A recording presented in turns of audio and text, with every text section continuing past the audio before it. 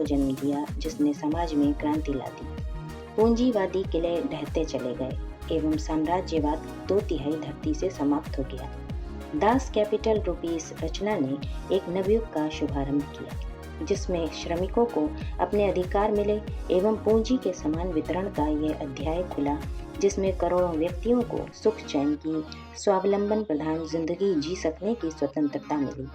रूसों ने जिस प्रजातंत्र की नींव डाली थी, उपनिवेशवाद एवं साम्राज्यवाद के पक्षधर शोषकों की रीति नीति ही उसकी प्रेरणा स्रोत होगी।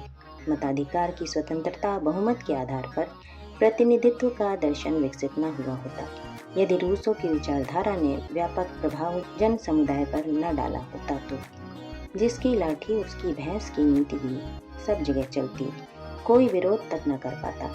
जागीरदारों एवं उत्तराधिकार के आधार पर राजा बनने वाले अनगणों का ही वर्चस्व होता है। इसे एक प्रकार की मनीषा प्रेरित क्रांति कहना चाहिए कि देखते देखते उपनिवेश समाप्त हो गए, शोषक वर्ग का सफाया हो गया।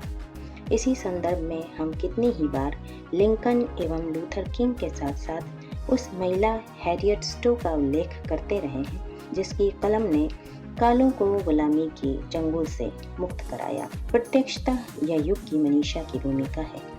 बुद्ध की विवेक एवं नीतिमत्ता पर आधारित विचार क्रांति एवं गांधी, पटेल, नेहरू द्वारा पैदा की गई स्वातंत्र्य आंदोलन की आंधी उस परोक्ष मनीषा की प्रतीक है जिसने अपने समय में ऐसा प्रचंड प्रवाह उत्पन्न किया कि युग बदलता चला गया।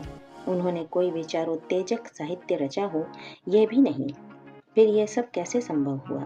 यह तभी हो पाया जब उन्होंने मुनि स्तर की भूमिका निभाई, स्वयं को तपाया, विचारों में शक्ति पैदा की एवं उससे वातावरण को प्रभावित किया। परिस्थितियां आज भी विषम हैं।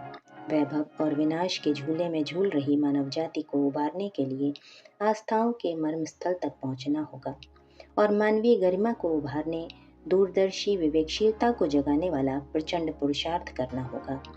साधन इस कार्य में कोई योगदान दे सकते हैं, यह सोचना भ्रांतिपूर्ण है। दुर्बल आस्था अंतराल को तत्वदर्शन और साधना प्रयोग के उर्वरक की आवश्यकता है। आध्यात्मवेत्ता इस मरुस्थल की देखभाल करने की जिम्मेदारी अपने ऊपर लेते व समय समय पर संव्याप्त भ्रांतियों से मानवता को उबारते हैं। अध्यात्म की शक्ति विज्ञान से भी बड़ी है।